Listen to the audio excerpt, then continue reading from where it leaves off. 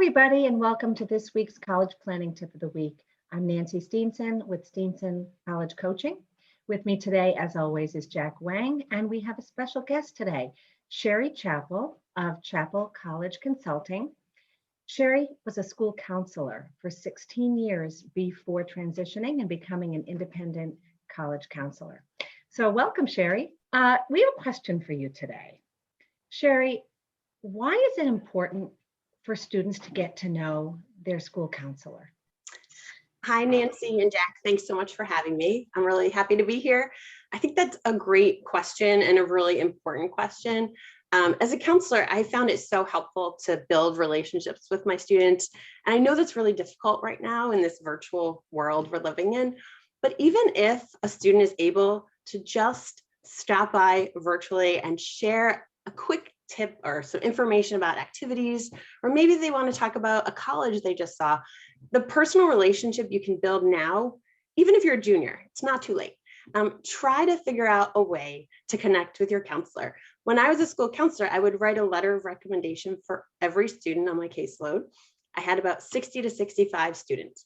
So writing 60 letters of recommendation for seniors was a little challenging, but it was much easier when I knew the students well. So I found it really helpful if a student and I had a rapport.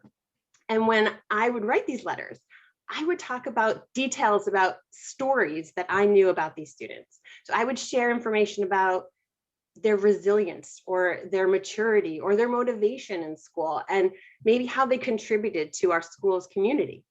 And that translates to how they're going to contribute to a college community. And I think it's really important to highlight a student's special interests or their skills or talents, maybe their personal qualities that doesn't come out anywhere else in the application. So I really would provide specific examples to share with the college admissions officers about their character, share my insight.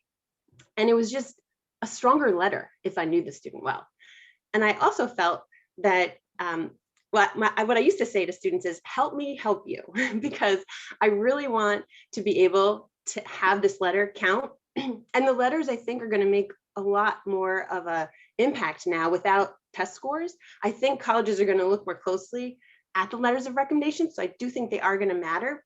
And I would ask students to fill out a brag sheet. So it's a way for students to provide details about anything that they've accomplished for the past 4 years, anything in their life they want to share, maybe something I didn't know. And the more they told me in that brag sheet, the better the letter, because I had more details to share. And then we would ask parents to fill out a parent point of view. And again, same thing. The more details the parent put in the letter, the better the letter. They talked about how the student has grown and developed. So I always suggest, no one-word answers. The more details, the more stories, the better the letter. The other thing I'll say too is I think an admissions counselor can tell if I knew the students well, because I really feel like I tried to make my letters very personal and not generic. And I think a counselor can see right through a very basic generic letter. And I also tried to share information about unusual circumstances. So if there's a personal or a family issue that happened in high school, I, with their students' permission, would share that information and include that, because that's not always something a student shares anywhere in their application. Maybe there were some challenges and I can explain those challenges they experienced. So lastly, I'll say, I feel like it's also helpful to include in the counselor letter any scheduling changes. So if a student had 2 AP classes that were conflicting and I could not fit all of those classes in their schedule, I would include that in the letter of recommendation and explain why, so that the admissions counselors understand. Very interesting and so helpful. And I love the point about letters of recommendation possibly having even more weight now in a test optional landscape. So Shari, how can a student get to know their counselor if they're remote learning? It's hard enough probably in a normal world when they're so busy and not always stopping by the counseling office, but how are they going to do it in a remote world? So that's a really important question too. I think it's really difficult right now. And I think high school students especially are struggling with how to connect with teachers, counselors. And I think, Zoom fatigue is real. So I know a lot of our suggestions are about ways to connect virtually, but even if we're talking 10 minutes out of their day, A lot of counselors and teachers have virtual office hours. A lot of students are not taking advantage. So in order to stand out, in order to take that initiative, I suggest students just try to stop by, share a quick update. Maybe they want to talk about their classes for next year. They're super excited about an elective they're going to take, or maybe they just did a virtual college visit and they want to talk about that visit. Maybe it's their college list they want to share, but even if it's 5 to 10 minutes, just to make that contact, that connection with the counselor and the teacher. I think it's really important.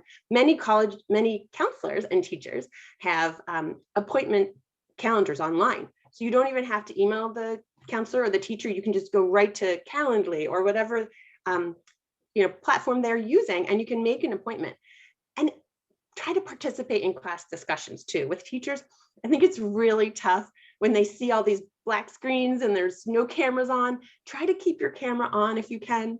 Try to participate or use the chat.